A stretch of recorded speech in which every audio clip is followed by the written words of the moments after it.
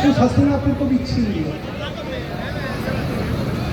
और फिर छल से कपट से पांडवों को 12 साल से वनवास में भेजा गया। गाजियाबाद से 1 साल के अज्ञातवास में भेजा गया। रामलीला मैदान दिल्ली में आया हुआ हूँ मैं। आज हमारे मनीष यहाँ जी पर केंद्र छल से कपट से केंद्र सरकार कारावास की तानाशाही के खिलाफ आज वही महाभारत महारैली में हम शामिल हुए हैं अपने टीम के इस साथ। भारत में दोहराई जा रही साथियों, है। मैं आप सभी को दिखा रहा हूँ कि छल कपट से महारैली में लाए गए अध्यादेश से खचाखच भरा हुआ है। केंद्र सरकार ने लोकतंत्र में दिल्ली के लोगों का हक छीना केंद्र है। सरकार जो कर रही है वो नहीं चलेगी। दिल्ली अब के हम लोगों सब को जो लोग हक एक साथ मिलकर इस तानाशाही को सुप्रीम खत्म कोर्ट की करेंगे। 5 जजों की संविधान पीठ ने दिया, आज हम लोग दिल्ली में उस हक को छीनने का काम किया है। हमारे दिल्ली और आज ये सारे लोग केजरीवाल जी और हमारे राज्यसभा इस सांसद इतिहास के गवाह बन रहे हैं हमारे कि राज्यसभा छल सांसद से कपट से बेईमानी से सभी लोग मौजूद केंद्र हैं। सरकार ने दिल्ली की हक जनता छीना यहाँ पर और उस बात को आगे बढ़ाने के लिए तानाशाही सरकार के खिलाफ जोरदार तालियों से और स्वागत करिए दिल्ली के कैबिनेट मंत्री गोपाल राय जी का, जो आपके बीच में अब अपनी बात रखेंगे। गोपाल राय जी।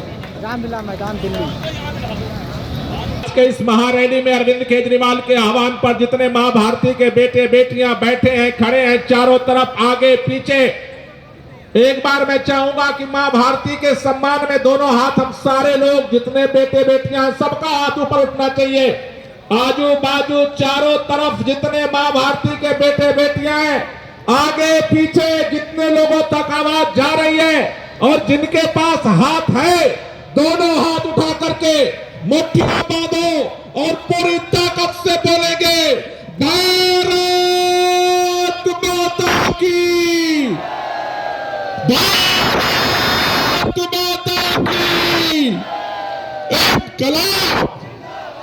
इनकलाब बंदे बंदे, काला अध्यादेश वापस लो, काला अध्यादेश वापस लो। अरे मोदी जी की गुंडागर्दी,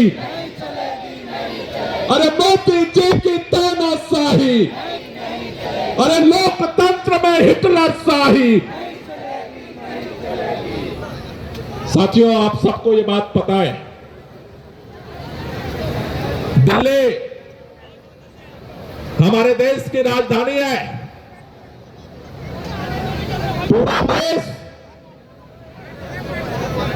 पूरे देश के अंदर जब भी कोई संकट पैदा होता है तो पूरा देश दिल्ली की तरफ देखता है,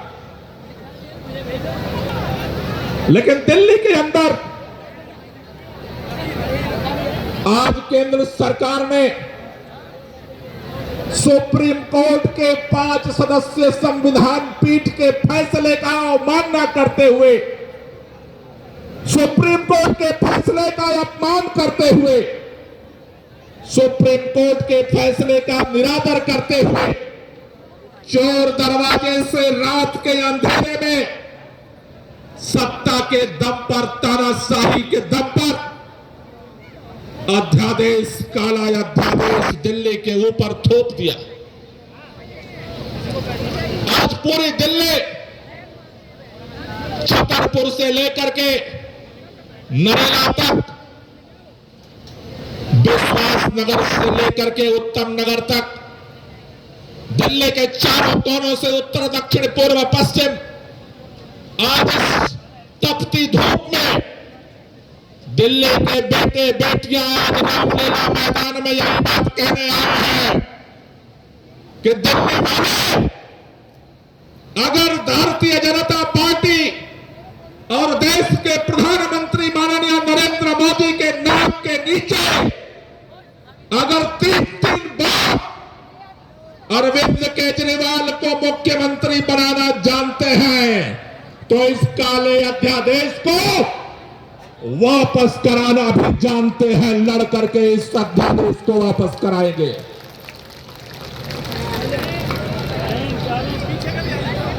भारतीय जनता पार्टी के लोगों से पूछो, आपने सुप्रीम कोर्ट के फैसले को क्यों नहीं माना?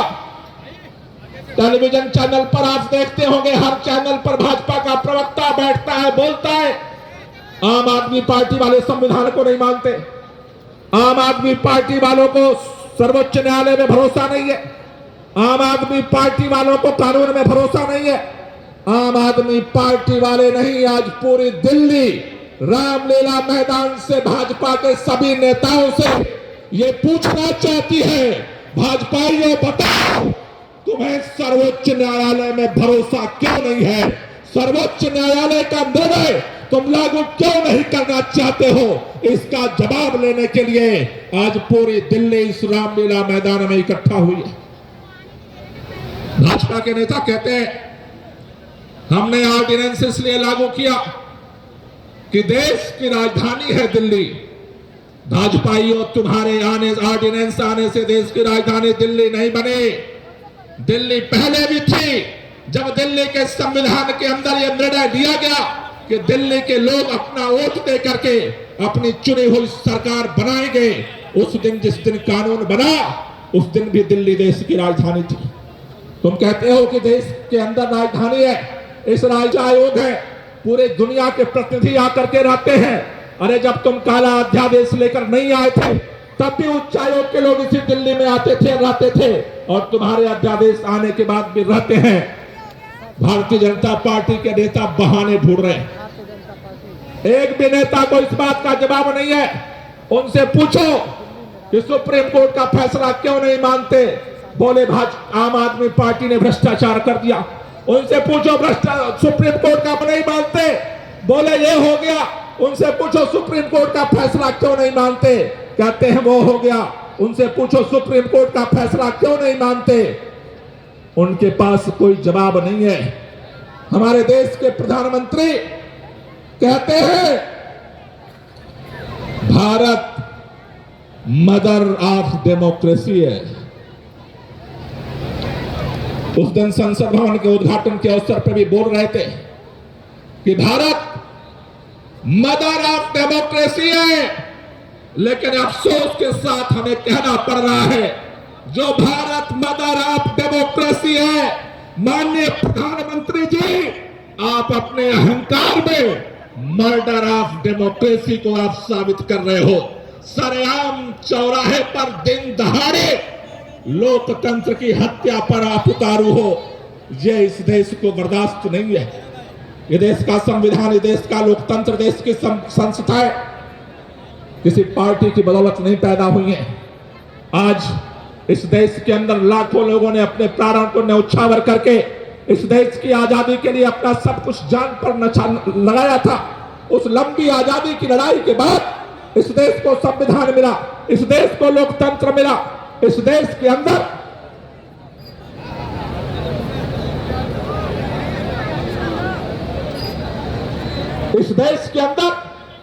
लाखों लोगों ने अपना लहू बहाया है, तब इस देश को लोकतंत्र मिला है, संविधान मिला।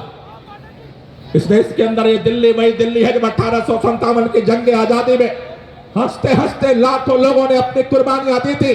जिस समय बहादुर शाह जफर लड़ रहे थे इस देश के लिए, उनको नहीं पता था कि एक दिन ऐसा भी आएगा जब उसी लोकतंत्र की हत्या की जाएगी सरेआम देश के प्रधानमंत्री के द्वारा। उनको ये बात नहीं पता थी कि एक दिन ऐसा आएगा। नाना साहब जब लड़ रहे थे, झांसी की रानी लड़ रही थी, तात्या टोपे लड़ रहे थे, बेगम हजरत महल लड़ रही थी, तो उन्हें नहीं पता था कि हमारी कुर्बानियों के बाद इस देश के अंदर आजाद हिंदुस्तान में एक दिन ऐसा आएगा जब लोकतंत्र का सरेआम, जिसके ऊपर संविधान और लोकतंत्र के संरक्षण संवर्धन की जिम्मेदारी है, वही देश का प्रधानमंत्री सरेआम लोकतंत्र की हत्या करेगा। मैं आपसे एक ही बात कहना चाहता हूं साथियों, आज पूरी दिल्ली यहां पर खड़ी है, पूरे दिल्ली के बेटे बेटियां खड़ी हैं। भारतीय जनता पार्टी को सत्ता का अहंकार हो गया है। भारतीय जनता पार्टी ने कहा लोकसभा चुनाव में 7 सीट दिल्ली वाले जिताते हैं, उससे हमारी सरकार बनने बिगड़ने पर कोई फर्क नहीं पड़ने वाला। इसलिए सत्ता के अहंकार में काले ऑर्डिनेंस के माध्यम से भारतीय जनता ने दिल्ली के मतदाताओं का, दिल्ली के लोगों के वोट की कीमत 0 कर दी है। मैं आपसे एक ही बात कहना चाहता हूं। कई हमारे मित्र कह रहे थे रामलीला मैदान में जो ये लाखों लोग इकट्ठा हो रहे हैं उससे क्या फर्क पड़ेगा। एक से जाएंगे, हर कोने से, हर गली से, हर मोहल्ले से, हर जाति धर्म प्रांत क्षेत्र के लोग यहां मौजूद हैं। अगर भारतीय जनता पार्टी को अहंकार है कि हम दिल्ली वालों के वोट की कीमत 0 कर देंगे तो एक संकल्प लेकर के जाओ। अगर अध्यादेश वापस नहीं होता है तो लोकसभा चुनाव में भाजपा को भी दिल्ली में हम 0 कर देंगे। यह संकल्प लेकर के हमें यहां से जाना है। हम शांतिपूर्वक लड़ाई लड़ रहे हैं। हम सड़क पर आज यहां इकट्ठा हैं, सड़क से लेकर के संसद तक और सुप्रीम कोर्ट तक, तीनों तरफ इस लड़ाई को लड़ेंगे। अगर आपने आम आदमी पार्टी में विश्वास किया, अगर आपने अरविंद केजरीवाल में विश्वास किया है तो यकीन मानो आपके मान सम्मान को कभी झुकने नहीं देंगे, कम नहीं होने देंगे और इस लड़ाई को अंतिम अंजाम तक पहुंचाएंगे। आप सब लोगों का बहुत बहुत शुक्रिया, बहुत बहुत धन्यवाद।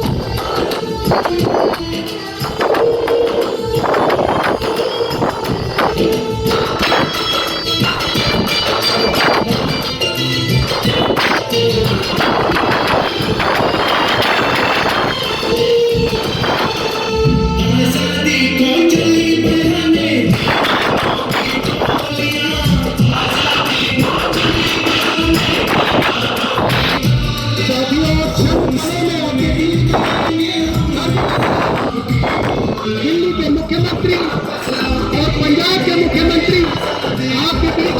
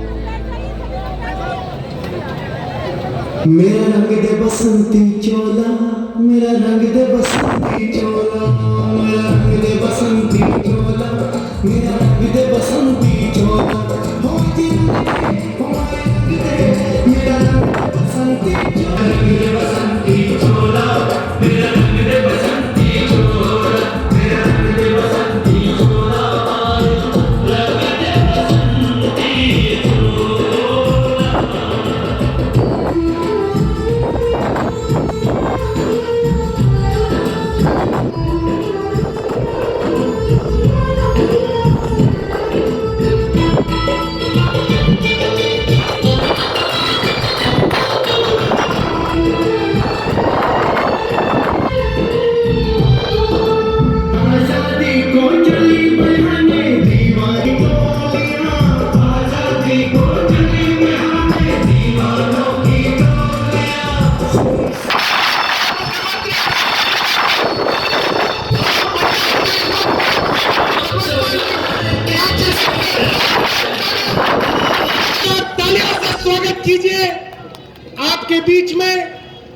दिल्ली के लोकप्रिय मुख्यमंत्री, पंजाब के लोकप्रिय मुख्यमंत्री आपके बीच में है। एक बार जोरदार तालियों से स्वागत कीजिए सीनियर एडवोकेट श्री कपिल सिब्बल जी का, जो आपके बीच में है। साथियों, जब जब देश में संविधान की लड़ाई की बात की जाती है, संवैधानिक फैसलों के ऊपर कोई आवाज मुखरता से अपनी बात रखती है, और करीब 5 दशकों से देश की अदालतों के अंदर संवैधानिक मामलों में एक जुरिस्ट के तौर पे जाने माने कपिल सिब्बल जी हमारे बीच में हैं। जोरदार तालियों से उनका स्वागत कीजिए। हम उनका स्वागत करते हैं, धन्यवाद करते हैं कि वो आज समय निकाल के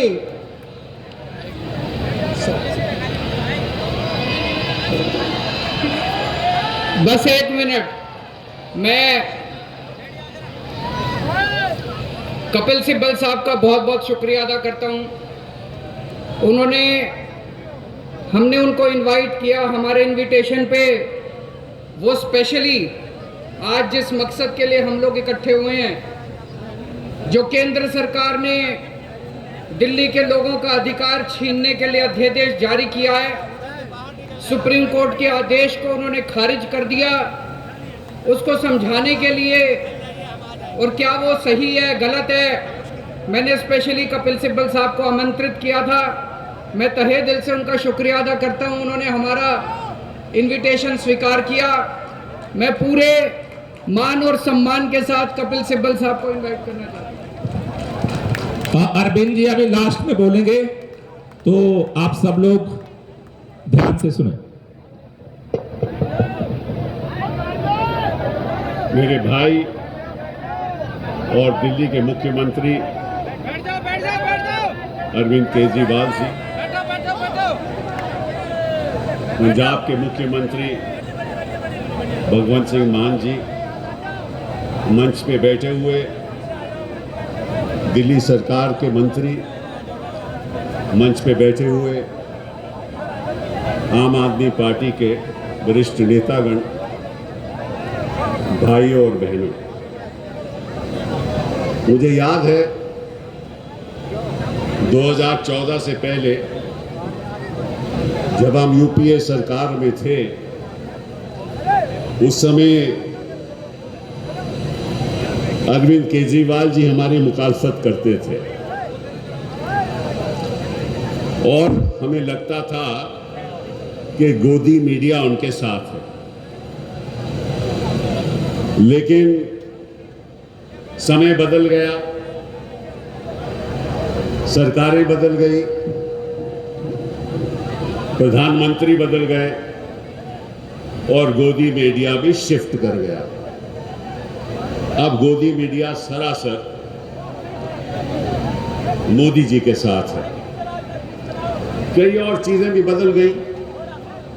उन्होंने कहा था कि आपने कांग्रेस को 60 साल दिए, केवल हमें 60 महीने दो कि हम हिंदुस्तान की कायाकल्प बदल देंगे, हिंदुस्तान को बदल देंगे, हिंदुस्तान को इतना प्रगतिशील बना देंगे, इतना प्रगतिशील बना देंगे कि विश्व देखता रह जाएगा।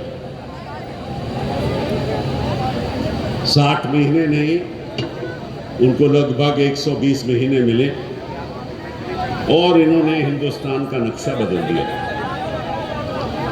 इनको केवल मीडिया ने, उन्होंने केवल मीडिया को गोदी मीडिया नहीं बनाया, सब संस्थाओं को गोदी बना दिया।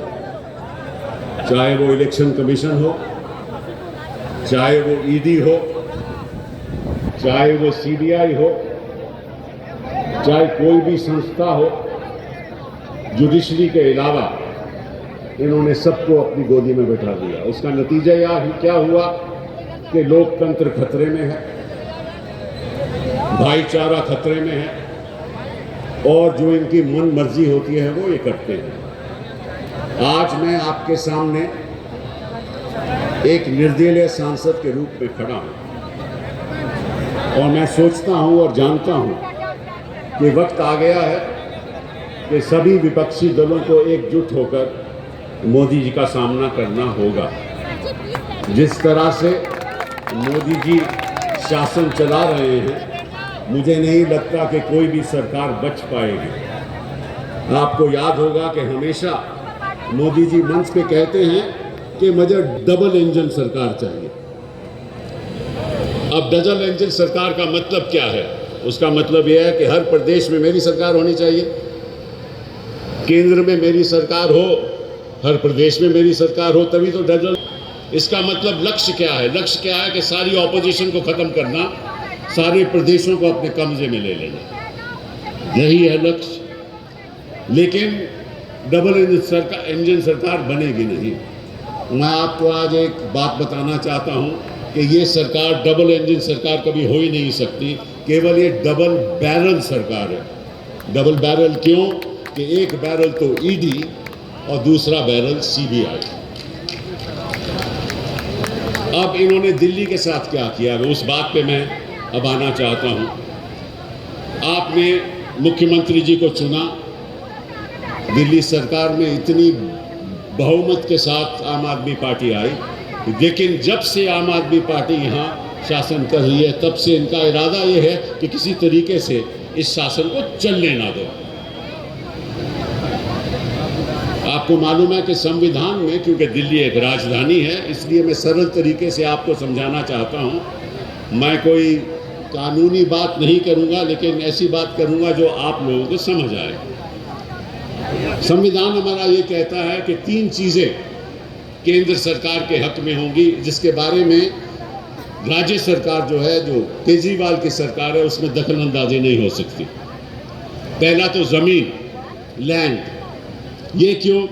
क्योंकि अगर दिल्ली जो हमारी राजधानी है, वहाँ एक डेवलपमेंट होगी और किस तरह से मकान बनेंगे, किस तरह से इमारतें बनेगी, तो उसका सारा पावर जो है वो केंद्र सरकार को है, वो सही भी है। दूसरा, आप इसको यूनियन टेरिटरी की तरह चलाना चाहते हो। आपको मालूम है कि चंडीगढ़ यूनियन टेरिटरी है। आपको मालूम है कि कई ऐसी जगह हिंदुस्तान में है जो यूनियन टेरिटरी रही है और वहाँ कोई असेंबली नहीं है। असेंबली बनाने का मतलब क्या था? असेंबली बनाने का यही मतलब था ना कि जो लोग चाहें वही काम हो। लेकिन यहाँ लगता है कि जो मोदी जी चाहते हैं वही काम होना चाहिए। ये तो ना तो जनता को स्वीकार होगा, ना हमारे लोगों को स्वीकार होगा, ना हमारी देश की जनता को स्वीकार होगा। तो इन्होंने बड़ा प्रयास किया। सुप्रीम कोर्ट के मामला गया, पहले 5 जजेस ने फैसला किया, उसके बाद दोबारा फैसला हुआ, दोबारा 5 जजेस का फैसला। सेक्रेटरी करेगा, लेकिन मंत्री का कहना नहीं मानेगा। इन्होंने ये कोर्ट के सामने रखा। कोर्ट ने कहा ये असंवैधानिक है, ये गलत है, क्योंकि फिर इलेक्टेड गवर्नमेंट का, लेजिस्लेटिव असेंबली का, मंत्रिमंडल का फायदा ही क्या है? अगर सारी चीजें आप ही ने करनी है तो फिर आपने चुनाव क्यों कराया? तो सुप्रीम कोर्ट ने ये फैसला दिया कि जहां तक अधिकारियों का सवाल है, जहां तक सेक्रेटरी होम का सवाल है, प्रिंसिपल सेक्रेटरी का सवाल है, सेक्रेटरी टू डिपार्टमेंट का सवाल है, वो सेक्रेटरी, सुप्रीम कोर्ट ने कहा केवल रिस्पॉन्सिबिलिटी उनकी मंत्रिमंडल पर होगी। मतलब कि चाहे जो सुप्रीम कोर्ट ने कहा